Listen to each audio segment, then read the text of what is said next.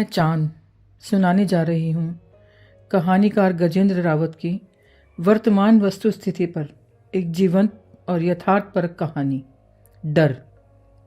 गजेंद्र जी आमतौर पर जनमानस की जद्दोजहद की कहानियाँ लिखते हैं। मौजूदा कहानी में किस तरह से एक कामगार पुलिस को रक्षक मानता है, लेकिन कहानी सुनकर लाइक, कमेंट और सब्सक्राइब करना न भूलें, मुझे प्रोत्साहन मिलेगा। लीजिए, पेश है कहानी डर। जैसे ही उसने सड़क छोड़ी और नहर के मोड़ पर पहुंचा तो ठिठक गया।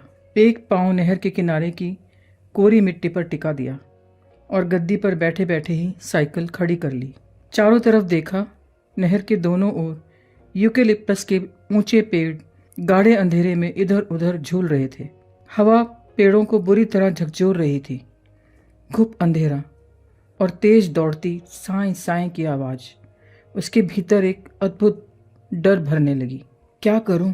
इसी पगडंडी को पकड़ूं या सड़क का लंबा रास्ता लूं? 11 का वक्त तो हो ही गया होगा, वो सोचने लगा। यहाँ नहर के आसपास फैली ढेरों किंवदंतियां, किस्से कहानी बह के ऐसे वक्त में उसका पीछा करने लगी। बरसों पहले एक प्रेमी जोड़े की नहर में डूबकर हुई मौत के बाद बहुत से लोगों ने उन रात में उन प्रेमियों को यहाँ किनारे पर बैठे देखा था। उन्हें आपस में बात करते सुना था। उनकी रूहें अभी भी आसपास भटक रही हैं। वे शायद भूत बन गए। वैसे वे किसी को कुछ नहीं कहते, अपनी आपसी बातों में लगे रहते हैं। प्रेम करते थे वे। बेचारों को जीने नहीं दिया इस जमाने ने। आत्महत्या, उफ़ो, वो सोचता रहा। वे किसी को कुछ नहीं कहते। वो फुसफुसाया, चल ना यार, कुछ नहीं होता, जो होगा देखा जाएगा। वो अंधेरे में नहर के किनारे किनारे पगडंडी की ज़मीन को देखता हुआ धीरे धीरे साइकिल के पैडल मारने लगा और फुसफुसाया, कौन लंबा चक्कर काट कर जाए, पहले ही टाइम ज़्यादा हो गया है। चलना बहुत देर नहीं हुआ। थोड़ी ही दूर चलकर वो रुक गया।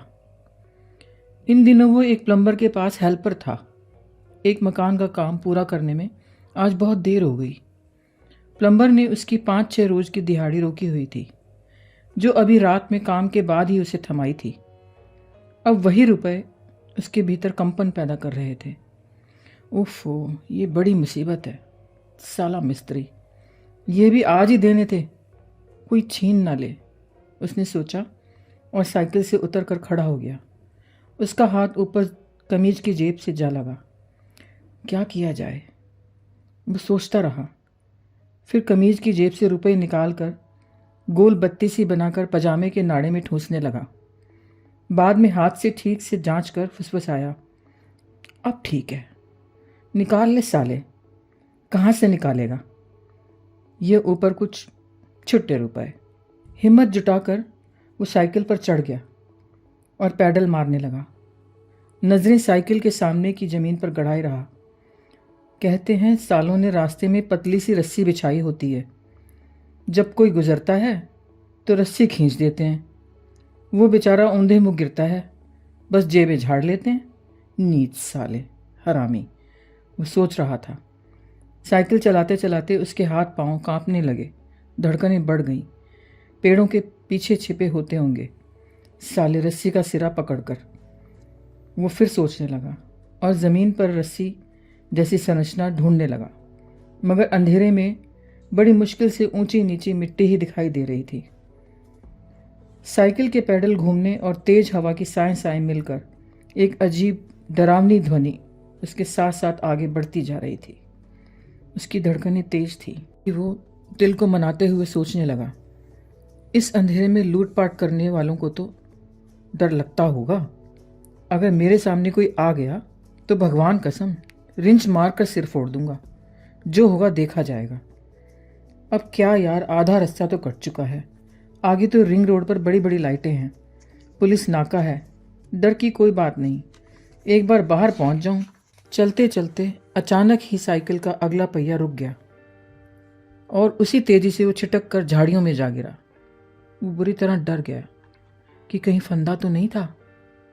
कांपते कांपते वो कपड़े झाड़ता हुआ उठा और साइकिल तक आया। वहाँ बैठकर ज़मीन को करीब से देखने लगा। अगला पहिया एक गड्ढे में चला गया था। लाख शुक्र मनाया वहाँ कोई रस्सी नहीं थी। चारों तरफ अंधेरे में देखा, किसी तरह की कोई सरसराहट नहीं थी। उसकी जान में जान आई। साइकिल सीधी खड़ी की और हैंडल पर लटका थैला चेक किया। सामान ठीक ठाक था। फिर कमर की गोलाई में हाथ फेरा, सब सुरक्षित था। अब तो साइकिल को लेकर पैदल ही पगडंडी पर चलने लगा। झुरझुरी सी अभी भी उसके शरीर में दौड़ रही थी। वहाँ रस्सी नहीं थी, कोई नहीं था। ये उसके लिए राहत का बिंदु था। वो चलता जा रहा था और एक हाथ से अपने कपड़े झाड़ रहा था। झाड़ियों की चुभन अभी भी उसकी टांगों पर उठ रही थी। थोड़ी ही देर में वो हिम्मत जुटाकर साइकिल पर चढ़ गया। पैडल मारते हुए मिट्टी के ऊंचे नीचे स्तर को आंखें गड़ाए सावधानी से देखने लगा। बीच में क्षण भर के लिए इधर उधर चारों ओर देख लेता, फिर निगाहों को वापस साइकिल के चलते हुए अगले पहिए के नीचे की जमीन पर ले आता। देर तक वो यंत्रवत पैदल मारता रहा। बस थोड़ी और हिम्मत, उसने सोचा और नजरें उठाकर देखा। सामने रिंग रोड की रोशनी दिखाई देने लगी। उसका डर फुर हो गया। एक नई स्फूर्ति उसके भीतर भर गई। उसने साइकिल तेज कर दी और आंखें सामने रिंग रोड की रोशनी पर टिका दी। अब वो रस्सी के नीचे बिछे होने के डर से उबर चुका था। चलो आज बच गए, सामने ही बैरिकेड है, वो फुसफुसाया। उसने एक लंबी सांस ली और भय व अंधेरे की पगडंडी छोड़ बड़े आत्मविश्वास के साथ रिंग रोड पर पहुंच गया। ये 12 से ऊपर का वक्त था। सड़क पर ट्रैफिक इक्का दुक्का था। वो 2 आड़े बैरिकेड के बीच से निकला ही था कि उसे रोक दिया गया। रोकने वाले 2 सिपाही थे, लेकिन वो विश्वास से भरा था। यहाँ पर घबराहट का नामो निशान नहीं था।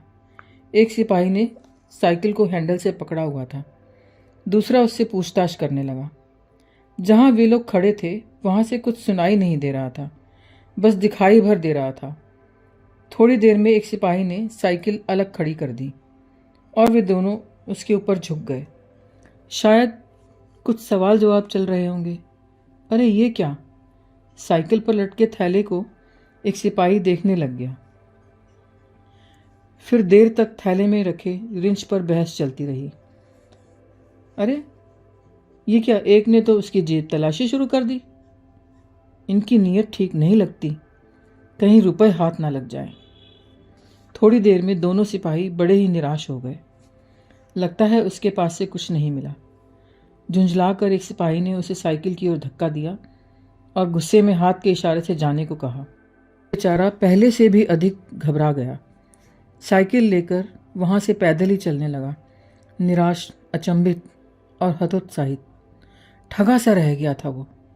यकीन नहीं हो रहा था कि अभी का घटनाक्रम सचमुच घटा था क्या।